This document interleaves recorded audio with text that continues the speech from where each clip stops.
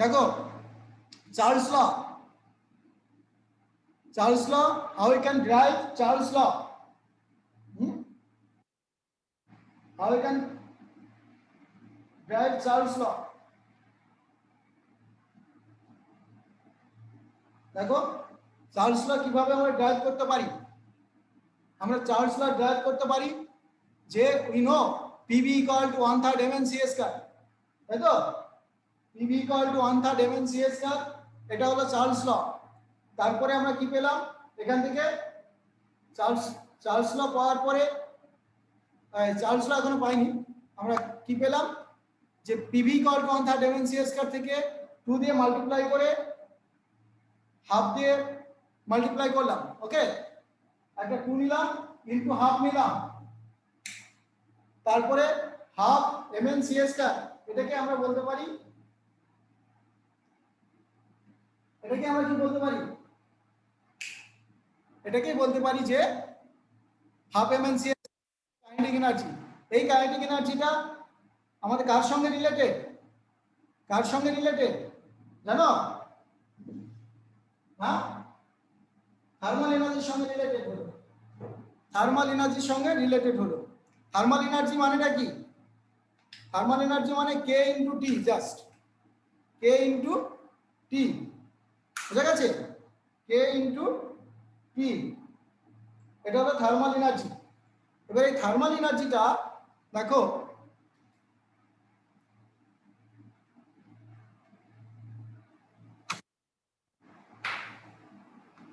Thermal energy কি হলো?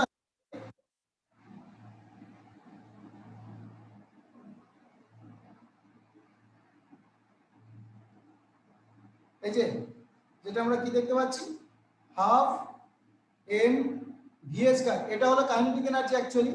তাহলে এম এর মধ্যে কি আছে? স্মল এম ইনটু এন, এটা হলো আমাদের কাইনেটিক এনার্জি। এই কাইনেটিক এনার্জি ইকুয়াল টু আমাদের দেখো কে ইনটু টি নিলাম, কেন? বা আর টি নিলাম, কারণ পিভি ইকুয়াল টু যদি আমরা আর টি নেই, আর ইনটু টি নেই, তাহলে দেখো এই পুরো জিনিসটাই হলো আর টি। তাহলে আমরা এখান থেকে বলতে পারি যে এই যে 2/3 কাইনেটিক এনার্জি অ্যান্ড তোমার এই যে এটা কাইনেটিক এনার্জি, এটা ইকুয়াল টু আমরা যদি কেটি বসাই, হ্যাঁ, তাহলে আমরা কি পাচ্ছি? তোমার পুরো জিনিসটা পেয়ে যাচ্ছি যে পিভি ইকুয়াল টু 2/3 কেটি, মানে থার্মাল এনার্জির সঙ্গে ইকুয়াল। ওকে, এইখানে যদি আমরা এই যে প্রেসারটা যদি কনস্ট্যান্ট নেই, এই প্রেসারটা কনস্ট্যান্ট নিলে টেম্পারেচার যদি ভেরিয়েবল হয়, তাহলে ভলিউমটা দেখো এইটা টোটালটা কনস্ট্যান্ট, এইটা কনস্ট্যান্ট, তাহলে ভি প্রপোর্শনাল টু হয়ে যাচ্ছে টি, তাই না? আর সেটাই আমরা লিখবো এখানে, ভি প্রপোর্শনাল টু টি লিখবো। দেখো ভি প্রপোর্শনাল টু টি, তাহলে ভি প্রপোর্শনাল টু টি যেটা, এটাই তো অ্যাকচুয়ালি চার্লস ল ছিল, তাই না? অর্থাৎ চার্লস ল আমরা কোথা থেকে পেতে পারি? পিভি ইকুয়াল টু কত? 1/3 mn/s স্কয়ার। এটাই হলো আমাদের কাইনেটিক থিওরি অফ গ্যাসের ইকুয়েশন যেটা ছিল, সেটা থেকে আমরা পেতে পারি। ক্লিয়ার? ডাল্টনস ল আমরা এই ইকুয়েশন থেকে পেতে পারি, ডাল্টনস ল এখান থেকে পেতে পারি। এই আউসকে ফোন করে দেখো তো ও কি করছে। দেখো Dalton law of partial pressure, Dalton partial pressure, P equal to দেখো মানে এটা হলো আমার টোটাল প্রেসার। এই টোটাল প্রেসারটা আমরা কি পাচ্ছি? এটা পার্শিয়াল প্রেসার, এটা পার্শিয়াল প্রেসার। ওকে, এটা পার্শিয়াল প্রেসার, এটাও পার্শিয়াল প্রেসার। ওকে, তাহলে আমরা কি পেলাম যে ধরো স্যার বিজি বলছে, হ্যাঁ কার সাথে কথা বলছে পাগলটা? মরে গেছে, থাক ছেড়ে দাও। দেখো ঢুকেছে, এই দেখো পার্শিয়াল প্রেসার আর এটা হলো টোটাল প্রেসার। ধরো দুটো কম্পোনেন্ট মিশে আছে, এ অ্যান্ড বি, দুটো কম্পোনেন্ট যখন মিশে আছে, মানে এটা আমরা গ্যাসিয়াস সিস্টেমে বলছি, তখনই আমাদের পার্শিয়াল প্রেসার আসবে। হ্যাঁ, পার্শিয়াল প্রেসার মানে কি অ্যাকচুয়ালি যে ধরো এই টোটাল প্রেসারটা আমাদের একটা পি, এবারে তার মধ্যে এ প্রেসার কত অ্যান্ড বি এর প্রেসার কত, তার মানে প্রত্যেকেরই আলাদা আলাদা প্রেসার, যেটা সেটাই বলছি আমরা পার্শিয়াল প্রেসার। তাহলে partial pressure is equal to মানে total pressure equal to summation of the partial pressure of component 1 2 3 আর যা আছে তাই, ওকে, যতগুলো কম্পোনেন্ট থাকবে তাই। অর্থাৎ এটাকে আমরা ডিডাকশন করতে পারি from the kinetic theory of gas. আগে জানো তো কাইনেটিক থিওরি অফ গ্যাস ইকুয়েশনটা কোনটা? P equal to 1/3 mc², তাই তো? হ্যাঁ স্যার। মরে গেছি, মরে যাক, তোমরা এগুলো শিখে নাও আগে আরেকবার। তাহলে N1 C1 স্কয়ার, তার মানে একটা কম্পোনেন্ট, যে গ্যাসটা ধরো একটা কম্পোনেন্ট আছে, হ্যাঁ, এই কম্পোনেন্টটা আমরা যদি ধরো এই একটা গ্যাস এ মলিকুল আছে, এ টাইপের মলিকুল আছে আর বি টাইপের মলিকুল আছে। মলিকুলের ভেলোসিটি, হ্যাঁ, C1, তাহলে এটা C1 স্কয়ার হলো। কতগুলো আছে? N1, তার একটা মলিকুলের মাস কত? M1, and total volume কত? V। ওকে, তাহলে partial pressure of the component 1 equal to কত? 1/3 mn, মানে M1 N1 C1 square. And ঠিক একই রকম ভাবে P2 কত? একদম M2, তাই তো? N2 C2 স্কয়ার হবে, তাই না? এটা ডিভাইডেড বাই টোটাল ভলিউম। ভলিউমটা তো একই আছে, মানে টোটাল ভলিউম, একটা কন্টেনারের যা ভলিউম, এ কম্পোনেন্টেরও তাই ভলিউম, বি কম্পোনেন্টেরও তাই ভলিউম, অর্থাৎ টোটাল ভলিউমটা। তাহলে এবারে এ পি ইকুয়াল টু কত হবে? P1 প্লাস P2, এই তো? তার মানে M1 N1 C1 স্কয়ার, অর্থাৎ এই দুটোকে অ্যাড করলাম জাস্ট। এবার কমন নিয়ে আমরা এটাকে কি করলাম দেখো, দুটোকে কমন নিলে আমরা কি বললাম? আমরা পেয়ে গেলাম P1 প্লাস P2। তার মানে এটাই তো আমাদের ডাল্টন পার্শিয়াল প্রেসার ল ছিল, তাই না? তাহলে এটা আমরা থেকে পেয়ে গেলাম, কাইনেটিক থিওরি অফ গ্যাস থেকে পেয়ে গেলাম। অর্থাৎ এই সমস্ত যে চার্লস ল, বয়েলস ল, গ্রাহামস ল, ডাল্টন পার্শিয়াল প্রেসার ল, হ্যাঁ, সমস্ত কিছুই আমরা কোথা থেকে পেতে পারি? আমরা ওই কাইনেটিক থিওরি অফ গ্যাস এখান থেকে পেতে পারি। ওকে, এবার গ্রাহামস ল কি ছিল অ্যাকচুয়ালি? রেট অফ ডিফিউশন আর effusion. What was the Graham's law?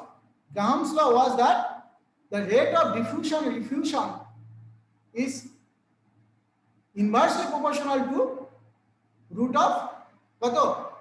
তোমার m, অর্থাৎ molecular mass.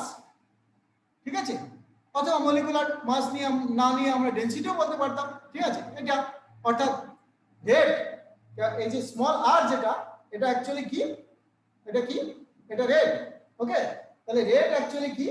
Rate R proportional to 1/√d। D যেখানে অ্যাকচুয়ালি কি? এটা কি?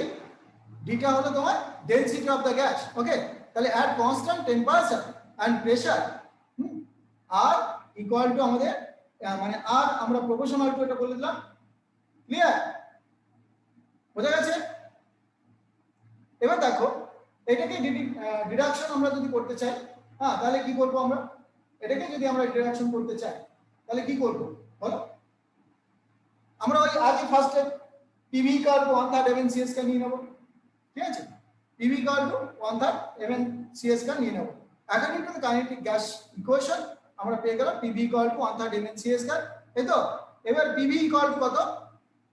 ওই আমরা এটাকেই নেব 1/3, তারপরে এই যে small m into small n, এটাকে আমরা ক্যাপিটাল M বলতে পারি একসঙ্গে, তাই তো?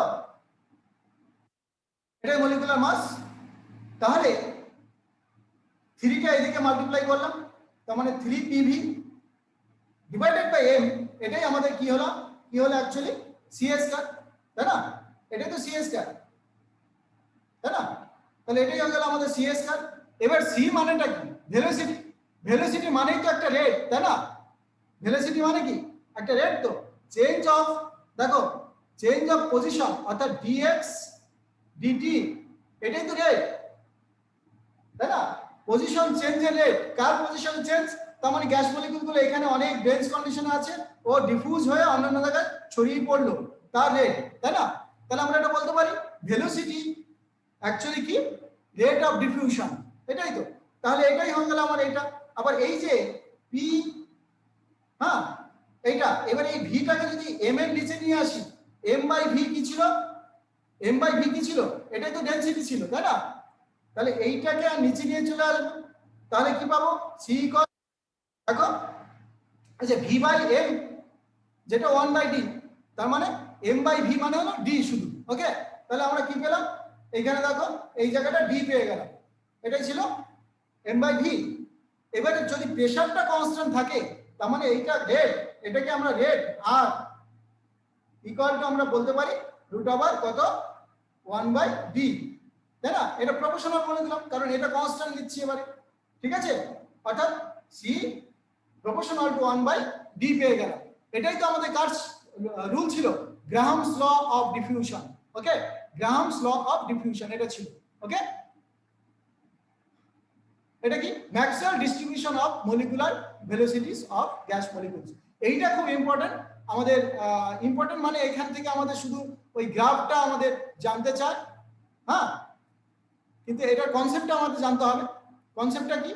কনসেপ্টটা কি দেখো, আমরা gas particles are separated by large empty spaces and moving rapidly at random in all directions, এটা তাই তো, যে কোনো দিকে মলিকুলগুলো চলাফেরা করতে পারে, এমটি স্পেসে যত ইচ্ছা খুশি এদিক ওদিক চলে যেতে পারে। দে কলাইড উইথ ইচ আদার, তার মানে নিজেদের মধ্যে সবসময় কলিশন হবে, একে অপরের সঙ্গে ঘর্ষণ হবে, অর্থাৎ তোমার কলাইড করবে, এই তো। Also with the walls of the container, তার মানে ওয়ালের সঙ্গে নিজেদের মধ্যে তো কলিশন হবে, সেই সঙ্গে ওয়ালের সঙ্গে কলিশন হবে। কোন ওয়ালের সঙ্গে? যে কন্টেনারে গ্যাস মলিকুল থাকবে। ওকে, এবারে due to frequent collisions the speed and direction of motion of molecules keep on changing so they do not have same speed. তার মানে এরকম মলিকুলগুলো, এই মলিকুলটাকে এই মলিকুল, এই মলিকুলকে এই মলিকুল যেখানে খুশি ধাক্কা দিচ্ছে, ঠিক আছে? সেই জন্য কি হচ্ছে, due to the frequent collision the speed and direction of motion molecule keep on changing, মানে এইখানে যে এরকম ধাক্কা দিল যাতে এইদিকে চলে গেল, হতেই পারে। তার মানে ভেলোসিটি সব সময় চেঞ্জ হচ্ছে, হ্যাঁ, ডিরেকশনও চেঞ্জ হয়ে যাচ্ছে। এইদিকে যাচ্ছিল, তারপরে মলিকুল এইদিকে গেল, এই যে এইখানে অন্য একটা মলিকুলকে এই কর্নারে ধাক্কা দিল, ওইদিকে চলে গেল। অর্থাৎ জিগজ্যাগ ওয়েতে এরকম করে মলিকুল যে কোনো দিকে চলে যেতে পারে, এই তো। অর্থাৎ due to frequent collision the speed and direction of motion molecule keep changing so they do not have same speed, অর্থাৎ কখনোই সেম স্পিড যে হবে তা কিন্তু নয়, তাই তো? বুঝা গেছে? তাহলে on the basis of these factors Maxwell-Boltzmann proposed that although it is not possible to find out the speed of individual molecules, অর্থাৎ প্রত্যেকটা মলিকুলে কি পাওয়া যাবে না, ভেলোসিটি আমরা ডাইরেক্টলি ক্যালকুলেট করতে পারবো না, yet from the probability consideration it is possible to distribution of molecules among different speed। তার মানে কি করতে পারি, আমরা প্রত্যেকটা মলিকুলের এক্সাক্ট স্পিড আমরা না পেতেই পারি, কিন্তু আমরা কি করতে পারি, প্রবাবিলিটি আমরা একটা পেতে পারি যে এত স্পিডে এই মলিকুলগুলো থাকতে পারে, ওই স্পিডে এই মলিকুলগুলো থাকতে পারে, বা ঠিক আছে, এইরকম আমাদের একটা প্রবাবিলিটি আমরা কিন্তু বের করতে পারি। ওকে, this distribution is called কি, Maxwell-Boltzmann distribution। ওকে, তাহলে কিভাবে ডিস্ট্রিবিউশন হচ্ছে, যে বিভিন্ন স্পিডে কতগুলো মলিকুল থাকবে তার একটা প্রবাবিলিটি আমরা পেয়ে যেতে পারি। ওকে, সেইটা একটা রেঞ্জ পেতে পারি যে এই ভেলোসিটিতে এতগুলো মলিকুল থাকতে পারে, ওই ভেলোসিটিতে এতগুলো মলিকুল থাকতে পারে, অর্থাৎ একটা প্রবাবিলিটি আমরা পেতে পারি। এই ডিস্ট্রিবিউশনকে আমরা বলবো Maxwell-Boltzmann distribution। Clear? So the distribution curves আমরা পেতে পারি একটা, so distribution curves remain constant at particular temperature। ঠিক আছে, এই যে গ্রাফটা আমরা ড্র করছি দেখো, এটা হলো একদিকে আমরা নিচ্ছি ভেলোসিটি বা স্পিড, আর অন্যদিকে আমরা যেটা নিচ্ছি fraction of molecules. Okay, fraction of molecule মানে কি, আমি ধরো আমাদের একটা কন্টেনারে ধরলাম n খানা মলিকুল আছে, তার মধ্যে দেখা গেল na মলিকুল, এ দেখো এটা ধরলাম 100, এটা ধরলাম 100, তার মধ্যে দেখা গেল 5টা মলিকুল একটা স্পিডে আছে। ওকে, এটা অর্থাৎ ফ্র্যাকশন, তাহলে এটা টোটালটা কি হবে, টোটাল মলিকুলের রেসপেক্টে এটা তো কম, অর্থাৎ 5টা বা 10টা বা 20টা এই স্পিডে আছে, তার মানে এটা একটা ফ্র্যাকশন। এই জন্য আমরা বলছি ডেল্টা n বাই n, এটা হলো টোটাল, আর এটা হলো নাম্বার অফ মলিকুল চেঞ্জ বিভিন্ন স্পিডে। ওকে, অর্থাৎ সেগুলো এটাকে আমরা বলছি fraction of molecules. Okay, so fraction of molecules versus speed. Okay, এইরকম একটা গ্রাফ কিন্তু আমরা পেয়ে গেলাম। ক্লিয়ার? অর্থাৎ fraction of molecules per speed, এটা আমরা একটা পেয়ে গেলাম। আর এই যে ম্যাক্সিমাম যেটা দেখলাম, ম্যাক্সিমাম আমরা একটা পজিশন পেলাম, এটাকে বলা হয় মোস্ট প্রবাবল ভেলোসিটি। এটাকে কি বলবো আমরা? Most probable velocity. ওকে, আর এইটাকে দেখো অ্যাভারেজ একটা ভেলোসিটি এটা, আর এইটা পেলাম আমরা রুট মিন স্কয়ার ভেলোসিটি। এই থ্রি টাইপস অফ ভেলোসিটি আমাদের এখানে আছে, এন্ড এই থ্রি টাইপস অফ ভেলোসিটির জন্য আমরা একটা রেশিও পাবো। এই রেশিওটা তোমাদের মনে রাখতে হবে, কারণ আমাদের এক্সাম হলে এই রেশিওটা আমাদের কাজে লাগবে, এন্ড এই রেশিওটা কাজে লাগিয়ে আমাদের ডিফারেন্ট ম্যাথমেটিক্যাল প্রবলেম আমরা কিন্তু করতে পারবো। ওকে, এন্ড এখনই একটু পরে আমাদের কোশ্চেন আসবে, ঠিক আছে? অর্থাৎ আমাদের থ্রি টাইপস অফ ভেলোসিটি নেব। এবারে এই থ্রি টাইপস অফ ভেলোসিটি কেন আমরা নিলাম? মোস্ট প্রবাবল ভেলোসিটি আমাদের কি, এভারেজ ভেলোসিটিটা কি, রুট মিন স্কয়ার ভেলোসিটি কি, এন্ড এদের দরকারটা কি? ধরো ভেলোসিটি যেহেতু একটা ভেক্টর কোয়ান্টিটি, তার মানে একটা মলিকুল যদি এইদিকে যায় আবার এই মলিকুলটা যদি এদিকে ফিরে আসে, তাহলে সেম স্পিডে বা যতটা ডিসটেন্স কভার করলো আবার সেই ডিসটেন্সটা কভার করে ফিরে এলো, তাহলে অ্যাভারেজ করলে আমরা এটা পজিটিভ দিক আর এটা নেগেটিভ দিক, ভেলোসিটি মাইনাস নেগেটিভ ভেলোসিটি, ওকে, এই দুটোকে অ্যাড করলে আমরা জিরো পেয়ে যাব, তার মানে কোনো ভেলোসিটি পাবো না। কিন্তু আমাদের কনসেপ্ট তো আছে যে একটা ভেলোসিটি এভাবে আমরা জিরো নিতে পারি না, কারণ আমরা যদি কোনো একটা এনার্জি ক্যালকুলেট করি, তার যদি প্রবাবিলিটি ক্যালকুলেট করতে চাই, তাহলে ভেলোসিটি যদি জিরো হয়ে যায় অ্যাভারেজ ভেলোসিটি, তাহলে তার তো এক্সিস্টেন্স থাকবে না। সেই কারণে আমরা অ্যাভারেজ ভেলোসিটিটাকে ক্যালকুলেট না করে ম্যাক্সিমাম টাইম আমরা স্কোয়ার করে রুট করব। তার মানে স্কোয়ার করে রুট করা মানে এটাকে আমরা স্কোয়ার করলাম, এটাকে স্কোয়ার করলাম, মানে মাইনাস স্কোয়ার করলে আমাদের প্লাস হয়ে যাবে, তারপরে আমরা দুটোকে অ্যাড করে তারপরে আমরা ওটাকে রুট করব, তখন একটা ভেলোসিটি পাবো, অর্থাৎ তখন একটা মিনিংফুল ভেলোসিটি পাবো। ফার্স্টে স্কোয়ার করে নেব, কিসের জন্য এটা স্কোয়ার করলাম? কারণ নেগেটিভটা পজিটিভ করার জন্য।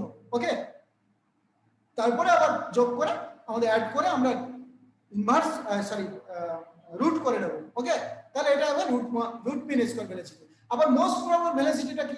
মোস্ট প্রবাবল ভেলোসিটি হলো, দেখো আমরা গ্রাফ থেকে দেখতে পাচ্ছি যে এই রকম একটা স্পিডে ম্যাক্সিমাম ফ্র্যাকশন অফ মলিকুল, এই যে এটা ম্যাক্সিমাম, তাই না?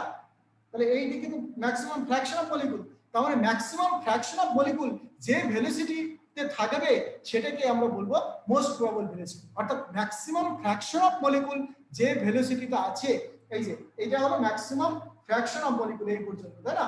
তাহলে ম্যাক্সিমাম ফ্র্যাকশন অফ মলিকুল যে ভেলোসিটিতে থাকবে তাকে আমরা কি বলবো?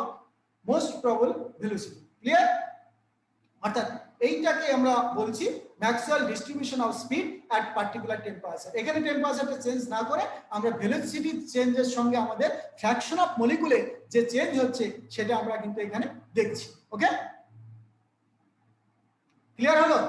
অর্থাৎ the fraction of molecules with every low or very high velocity is very small. অর্থাৎ ফ্র্যাকশন অফ মলিকুল আমরা এখান থেকে গ্রাফ থেকে আমরা কি দেখলাম?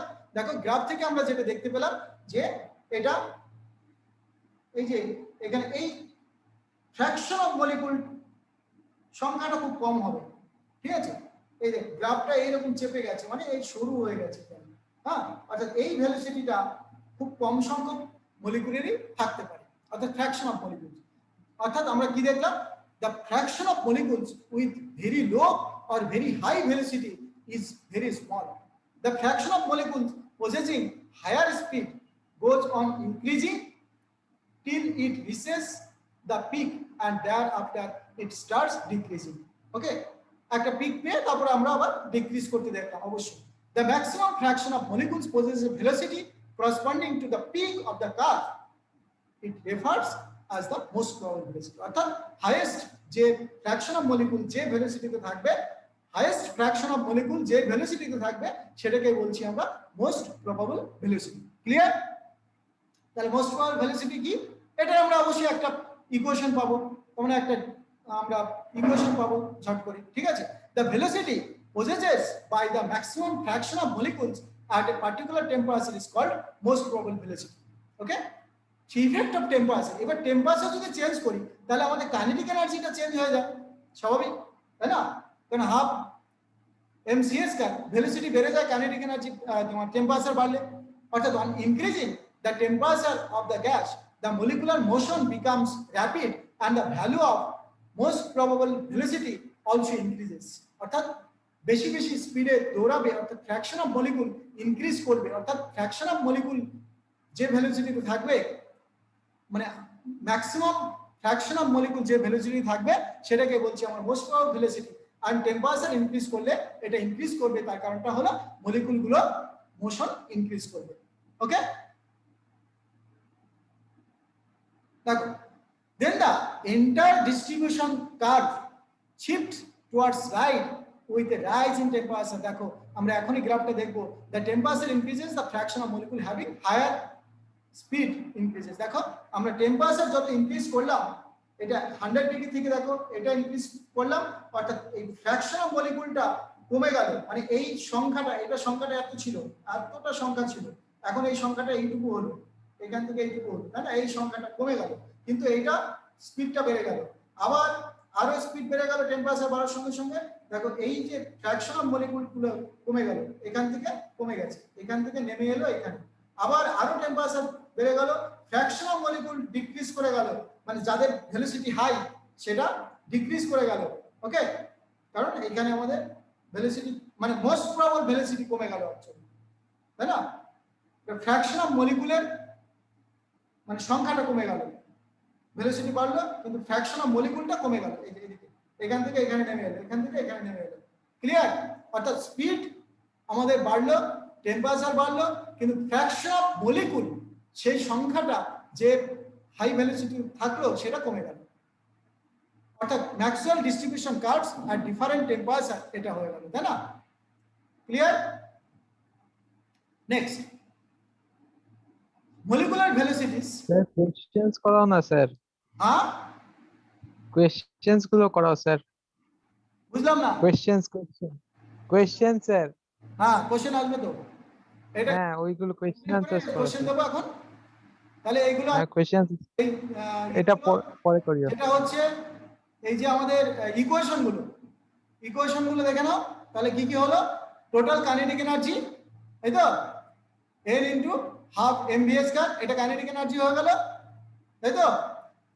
তাহলে কার কার যদি v1 মলিকুল থাকে, মানে n1 মলিকুল থাকে, n2 মলিকুল থাকে, তাহলে টোটালটা আমরা কানেক্ট করলেই বা সামেশন করলে আমরা টোটাল কাইনেটিক এনার্জি পেয়ে গেলাম, তাই তো? বুঝেছো? এবার দেখো যেটা হলো,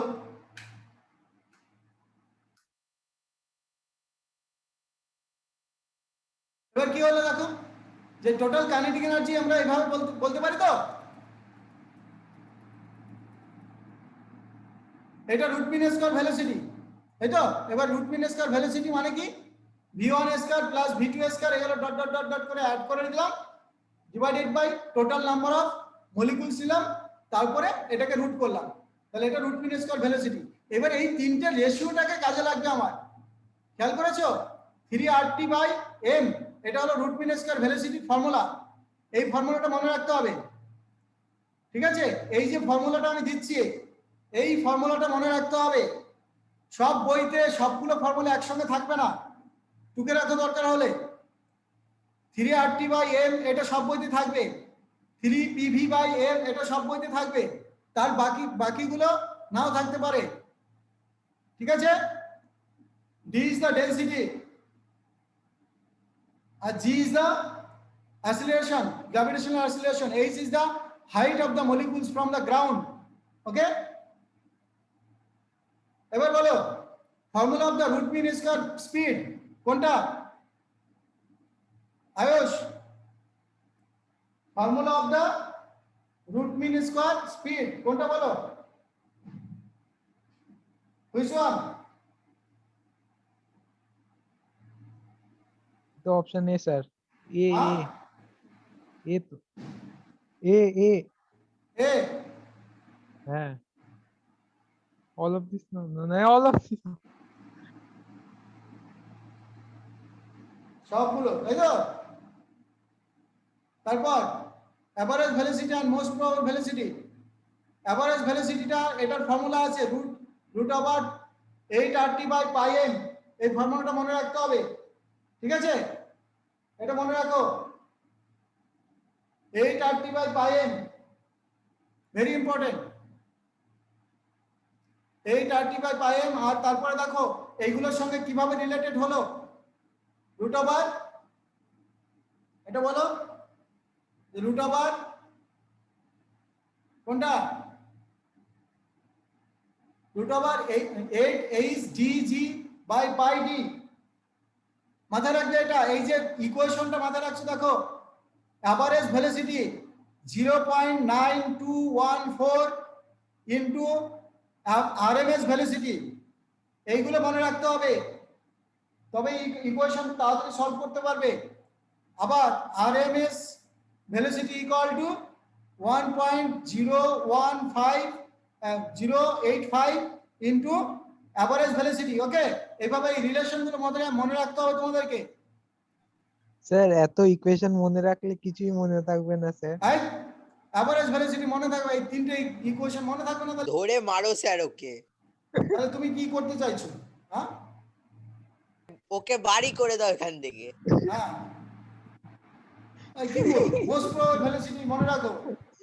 আমি তো শুধু ইকুয়েশন গুলো বলছি, দেখো √2RT/m, দেখো তাহলে কি পেলে, রুট মিন স্কোয়ারটা যেটা ছিল √3RT/m, মোস্ট প্রবাবল যেটা পেলে √2RT/m, অ্যাভারেজ যেটা পেলে √8RT/m।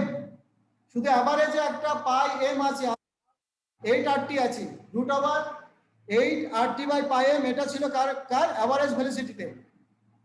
মোস্ট প্রবাবল ভেলোসিটিতে √2RT/m, এন্ড আরেকটা কি বললাম,